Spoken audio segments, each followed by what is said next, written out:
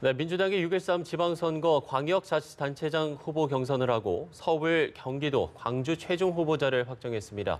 이런 가운데 정치권은 드루킹 댓글 조작 의혹을 놓고 연일 공방을 벌이고 있는데요. 네, 두 분과 자세한 내용 짚어봅니다. 배종우 세한대 교수, 장성호 건국대 행정대학원장 모셨습니다. 네, 어서 오세요. 네, 안녕하세요. 안녕하세요. 네. 자, 앞서 제가 리포트로도 전해드렸습니다만 민주당이 서울과 경기도, 광주광역시 후보 경선 결과를 발표를 했습니다. 모두 3파전으로 진행이 됐는데 일단은 이변이 좀 없었다 이런 좀 평가들이 나오는 것 같거든요. 네, 그렇습니다. 공교롭게 세 곳 다 말씀하신 대로 3파전으로 진행이 됐는데 예. 이번에 다들 결선 투표가 있을 것인가, 그리고 결선 투표가 있으면 과연 대역전이 이뤄질 것인가 했는데 세 곳 다 전혀 이변은 없었습니다. 그럼 이제 이변은 왜 없었을까 보니까 역시 후보들 간의 중량감의 차이가 너무 컸다. 네. 그리고 대세론이 큰 위력을 발휘했다. 이렇게 좀 말씀드리고 싶은데요. 서울 같은 경우는 이제 박원순 현 시장이 3선에 도전하는데 아무래도 박영선 그리고 우상호 두 의원에 비해서는 좀 중량감에서 큰 차이가 있었지 않나 이렇게 생각이 되고요. 예. 그리고 이제 경기도 같은 경우는 역시 민심이 당심을 그대로 연결짓지 않았나. 이게 무슨 얘기냐면 이제 이재명 성남시장 같은 경우 네. 여론조사에서 전해철, 삼철 중에 한 명인 여권의 실세를 크게 앞섰기 때문에 결국 이제 민심이 당심으로 그대로 연결되지 않았나. 그리고 이제 광주 같은 경우는 이용섭 후보가 10% 감산을 당했습니다. 그럼에도 불구하고 1차에서 과반을 획득한 것은 역시 중량감에서 큰 차이가 있었다. 이렇게 보이고요. 이변이 없었던 결정적인 이유는 최근에 지금 여러 가지 악재가 터져 나오면서 여권의 권리당원, 민주당의 권리당원들 사이에 좀 위기감이 형성이 된 것 같습니다. 예. 자칫 잘못하면은 잘못 후보를 선정할 경우에 본선에서 실패할 수도 있다. 따라서 가장 승리의 가능성이 높은 그런 후보를 선택하자.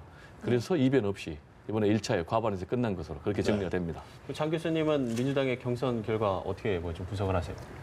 저도 뭐 비슷한 느낌으로 이번 경선 결과를 바라보는데 네. 최근에 김기식 금강위원장 사퇴 그리고 지금 댓글 전국의 핫 이슈로 지금 부상하고 있지 않습니까? 예. 남북 정상회담을 가릴 만큼 큰 메가톤급 이슈로 지금 부상하고 있기 때문에 당에서는 당의 어떤 색깔이 강한 어떤 당심보다는 오히려 다음 선거에서 이길 수 있는 본선에서 이길 수 있는 명망가를 선택했다 저는 그렇게 보고 그래서 서울에서는 박원순 시장 그리고 경기에서는 이재명 지난 대선 주자였지 않습니까? 예. 그리고 광주에서는 이용섭 문재인 대통령의 측근인 이런 3인의 후보를 선택을 했다는 것은 이건 이곳 지역만큼은 반드시 우리 민주당이 이겨야 되겠다 하는 당원들의 하나된 그런 어떤 표심이 이번 결과로서 나왔다고 봅니다. 네. 예. 서울시장 선거, 박원순 시장 그리고 한국당의 김문수 후보, 또 바른미래당 안철수 후보까지 3파전으로 이제 치러지게 되는데 관심을 모으는 부분이 아무래도 좀 안철수 후보 그리고 박원순 시장의 좀 양보론 문제가 아닐지 싶은데요. 네, 그 부분에 대해서 다들 관심을 갖는데 제가 네. 볼 때는 그렇게 큰 위력을 발휘할 것으로는 보이지 않습니다. 왜냐하면은 양보론으로 가게 되면은 지금 일반 유권자들 입장에서는 그럼 서울시장 자리가 과연 사유물이냐, 개인 간에 주고받는다는 얘기냐 이런 부분도 있기 때문에 예. 안철수 후보도 이 부분에 대해서 양보론 요구하지 않겠다 이렇게 입장을 밝혔습니다. 네. 양보론이 이제 나중에 자연스럽게 이슈가 되겠지만은 그걸 본격적으로 이슈화하지는 않을 것으로 보입니다. 왜냐하면 제가 말씀드린 대로 이게 양날의 칼이기 때문에 그렇고요. 어쨌든 간에 이번 서울시장 선거는 박원순 현 시장 그리고 안철수 후보가 7년 만에 사실상 다시 붙는다는 그런 점에서 큰 의미가 있고 또 네. 하나는 제1회 지방선거가 1995년에 실시가 됐거든요. 예. 그때 3파전이었습니다. 그때 이후로 지금 23년 만에 다시 3파전으로 되는데 예. 이번에는 제가 볼 때는 박원순 현 시장과 안철수 시장이 두 가지를 가지고 좀 계속 쟁론을 벌일 것 같은데 하나는 제가 볼 때는 양보론보다는 노선투쟁. 예. 그게 뭐냐면 지금 박원순 현 시장 같은 경우는 문재인 대통령의 고공 지지율 이어받아서 본인이 문재인 대통령의 어떤 그런 승계 또 그리고 성공을 위해서는 선택돼야 된다라는 이제 논리를 펼 것 같고 예. 안철수 후보는 이제 문재인 정부의 견제를 위해서는 강력한 야권 후보인 자신이 당선돼야 된다. 예. 예. 이런 좀 논리를 펼 것 같고요. 그리고 또 하나는 서울시정 혁명을 가지고 서로 두 분이 격돌할 것 같은데요.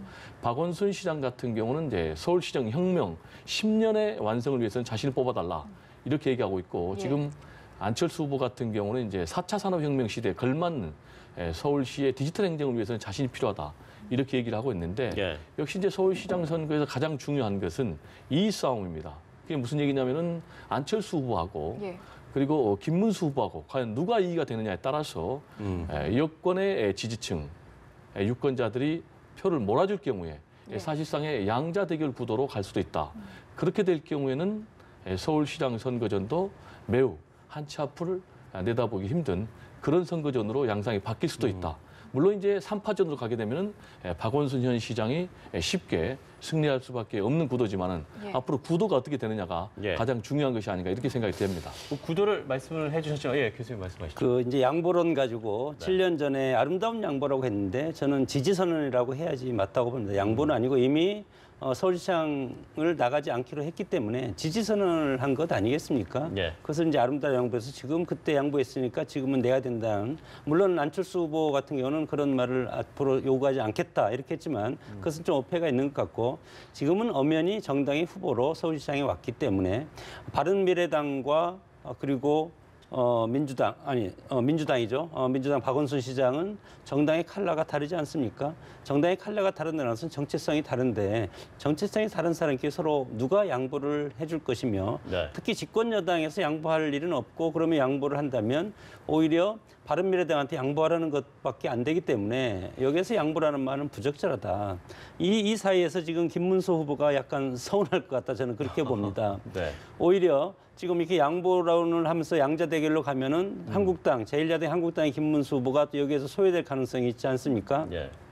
그래서 이제 양보론을 꺼낸다면 굳이 안철수 후보하고 김문수 후보 간에 누가 양보할 것인가, 야권 단일 후보를 누구로 할 것인가, 이런 논의가 오히려 저는 훨씬 더 파괴적인 그런 구도가 될 가능성이 상당히 크다고 봅니다. 예. 물론 현재까지는 아직 후보 등록도 하지 않고 선거운동도 하지 않고, 그렇죠. 극적인 효과를 노리려면 선거 이틀 전 정도 해서 후보 포기, 마지막 순간에 포기를 해야만이 극적인 반전 효과가 있지 않습니까? 네. 이런 상황으로 봤을 때는 민주당의 박원순 후보가 마지막까지 가고 완주를 네. 하고, 그리고 한국당의 김문수 후보, 그리고 바른미래당의 안철수 후보, 예. 이 두 분이 마지막에 야권 단일 후보를 해서 제1위를 넘는 그런 것들이 이제 이것이 소위 말해서 이제 양보론이라고 다시 우리가 색칠을 하면 판을 뒤집을 수 있는 가능성도 있기 때문에 지금 여러 가지 정치 이슈도 많고, 지금 여러 가지 어떻게 보면 프레임 자체가 또 변할 수도 있지 않습니까? 이런 변수가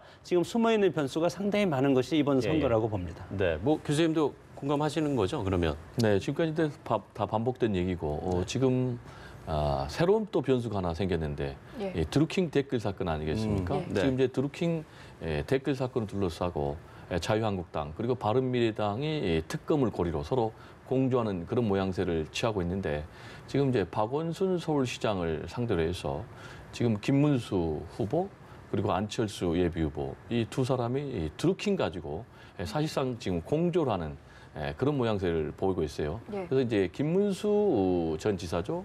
김문수 예비후보 같은 경우는 기본적으로 이번 선거전을 좌우 대결 국면으로 몰고 가서 보수표를 결집시켜서 자신이 2위 자리를 보장받고, 그래서 박원순 시장과 양자 대결로 간다, 이런 전략을 갖고 있는데 네. 이번 이제 드루킹 사건이 터지니까 드루킹과 문재인 정부는 댓글 공동 정부냐 라면서 맹공을 퍼붓고 있고, 반면에 안철수 예비후보 같은 경우는 이제 자신이 지난번 쭉 7년 동안에 이 드루킹 댓글의 최대 피해자였다라는 부분을 이제 계속해서 강조를 하고 있는데, 예. 앞으로 드루킹 이 수사가 어떻게 진행되느냐에 따라서 앞으로 두 사람의 이 드루킹 공조 연대가 지금 정가에서 내다보고 있는 묵시적 야권 연대로 갈 것인지, 예. 이 부분이 최대 변수가 될 것으로 그렇게 전망이 됩니다. 예. 드루킹 이야기가 나온 김에 좀 이어가 보자면 김경수 의원이 드루킹에게 이제 10건의 기사 주소를 보냈다라는 게 확인이 되면서 기존에 이제 최근에 경찰 수사 브리핑과 좀 배치되는 정황이 확인이 됐거든요. 아무래도 네. 논란이 확대되고 있는 상황인데 어떻게 보셨습니까?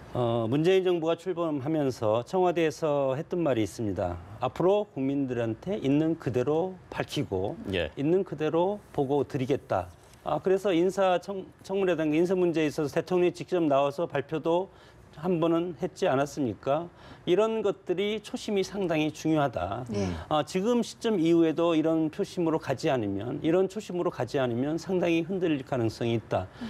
왜냐하면 국정이라는 것은 상당히 광범위하고 수많은 사람들이 여기에서 참여해서 국정이라는 큰 조합이 이루어지기 때문에 어떤 한 군데서 핀트가 어긋나면 정권 전체에 대한 타격으로 이를 수 있는 것이 아주 휘발성이 강한, 특히 댓글 문제 같은 경우는 지난 박근혜 정권에서 국정원의 댓글, 국민들이 이거에 대해서는 뭐 모르는 사람이 없지 않습니까? 네. 그래서 휘발성이 훨씬 더 크고 참 아쉬운 것은 지금 김경수 의원이 뭐 경찰 발표도 서울 이주민 경찰청장도 마찬가지로 이거에 대해서 전혀 없다. 이렇게 했지만 지금 또 14건, 문자 3건 포함해서 11건의 URL 주소가 지금 보고 있지 않습니까?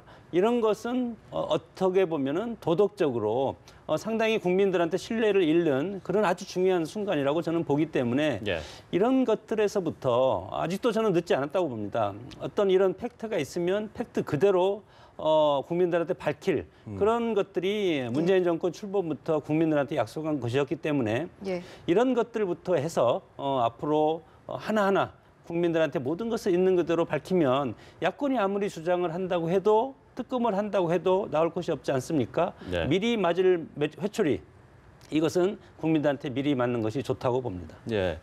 지금 자유한국당은 그러니까 이주민 청장과 김경수 의원이 참여정부 시절 한솥밥을 먹지 않았느냐. 그러니까 경찰을 못 믿겠다. 특검을 하자. 이런 건데 글쎄요. 뭐 이런 야당의 특검 요구가 좀 관철될 수 있을 거라고 보시는 거예요. 지금 이제 말씀하신 대로 한국당과 바른미래당은 특검을 해야 된다라는 주장 아니겠습니까? 그렇지만 이제 민주당에서는 이제 막 경찰 조사가 시작된 단계이기 때문에 경찰 조사를 지켜보자. 그리고 나서도 필요하다면은 특검을 하자라는 이제 그런 입장 아니겠습니까? 네.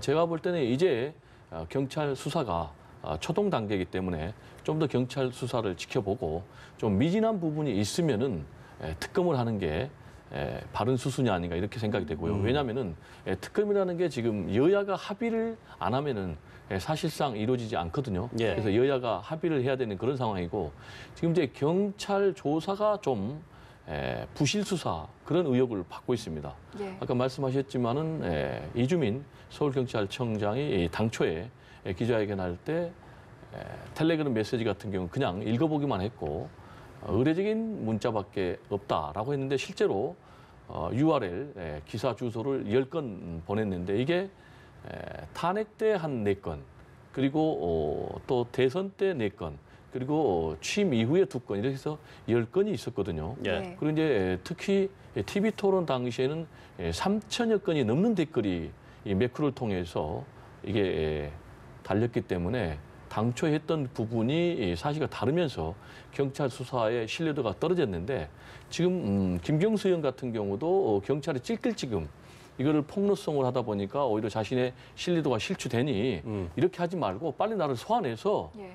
명명백백하게 조사를 해달라. 네, 그래서 그렇죠. 진실을 밝혀달라. 그래서 의혹이 더 발생하지 않도록 정리해달라 이렇게 요구를 하고 있기 때문에 제가 볼 때는 경찰이 빨리 김경수 의원을 소환해서 예. 지금 국민들의 의혹이 더 이상 발생하지 않도록 명명백백하게 좀 밝힐 필요가 있다 이런 생각이 듭니다. 네, 말씀을 해주셨는데 그럼 만약에 소환 조사가 이루어진다면 뭐 향 어떤 수사에서 어떤 게 좀 핵심 쟁점이 될 수 있을까요? 뭐 일단은 정말 없었는지 네. 그리고 지시가 있었는지 서로 이것이 또 협의 관계였는지 여러 가지 지금 많지 않습니까? 그리고 네. 또 자본 돈은 어떻게 지원이 됐고 여기에 관여가 됐는지 여러 가지가 지금 뜯어보면 한두 가지가 아닙니다. 여기에서 휘발성한 것이 상당히 많고 특히 지난번 박근혜 정부에서 이 댓글 문제가 있을 때는 정치권 그리고 국가기구를 이용한 거지만 이것은 사이버상에서 선거운동은 사실은 자유롭게 할 수 있습니다. 자유롭게 할 수 있는데 문제가 되는 것은 이것이 여론을 조작했다는 거, 이 조작이라는 측면에서 상당히 문제가 되는 것이고 이 조작이 된다는 것을 매크로라는 그런 것을 인지를 하고 있음에도 불구하고 대통령 최측근인 김경수 의원이 이거에 대해서 도와달라고 요청을 했고 그리고 알았다. 뭐 이런 식으로 답변을 했다는 것이 지금 나오기 때문에 이런 것들이 있으면 커넥이 있다는 것이죠. 그러면 여론 조작이라는 그런 것들을 인지하면서도 이것을 하면은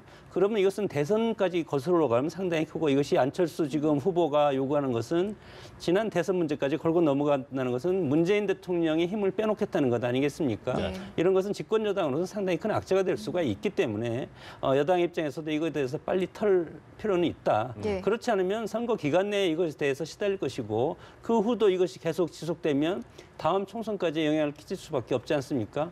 앞으로 6월 지방선거 끝나면 2년 정도, 1년 반 정도 시간이 남은데 정말 국정을 운영하기에는 아주 중요한 시간인데 이 중요한 시간조차도 정쟁으로 흐를 가능성이 있기 때문에 정말 선거와 무관하게 이 문제는 특검을 하든 경찰 조사를 하든 검찰 조사를 하든 어쨌든 국민을 설득하면 되는 것 아니겠습니까? 국민이 이것을 인정할 정도면 한국당이 장애투쟁이라든가 정치적 투쟁 강도를 더 이상 높이지는 않을 것이다. 이런 상황에서 상당히 심각성이 크다고 봅니다. 이제 제가 좀 첨언해서 좀 명료하게 정리를 하자면은 지금 이제 드루킹의 매크로 프로그램을 이용한 댓글 조작은 있는 것으로 확인이 됐습니다. 그런데 드루킹하고 지금 김경수 의원하고 구체적인 연루가 있었는지는 아직 정리가 안 된 그런 상태거든요. 그래서 김경수 의원이 단순하게 URL, 그러니까 기사 주소를 보내서 홍보를 부탁하는 선에 그쳤다면은 이 부분은 업무방해죄에 해당이 안 된다는 그런 평가가 법조계의 일반적인 해석이거든요. 그렇지만은 드루킹의 댓글 조작을 알았다면 그리고 이 댓글 조작을 김경수 의원이 공모를 했다면은 그리고 구체적으로 지시를 했다면은 또는 또 자금을 지원을 했다면은 이 부분이 이제 같이 공범으로 인정이 되는 이런 상황이 벌어지니까 지금 이제 말씀하셨지만은 이 부분이 계속 경찰 수사가 지지부진하고 명료하게 정리가 안 되면은 결국 이제 여야가 계속해서 서로 다투는 그래서 소모적인 정쟁으로 이어질 수밖에 없기 때문에 지금 산적한 국정 현안들이 많지 않습니까? 당장 오늘 4월 27일 역사적인 남북 정상회담이 있는데 이 부분의 분위기를 또 흐트릴 수가 있고 또 지금 국회가 계속 파행으로 이루어지니까 지금 추경 통과라든지 그리고 또 개헌 문제라든지 이런 부분이 전혀 앞으로 진전을 지금 못 나가고 있기 때문에 하루빨리 좀 경찰이 속전속결로 명료하게 수사를 정리해줘야 된다 이런 생각이 듭니다. 알겠습니다. 자, 지금까지 배종호 세한대 교수 또 장성호 건국대 행정대학원장과 이야기 나눠봤습니다. 두 분 말씀 고맙습니다. 고맙습니다. 네, 감사합니다.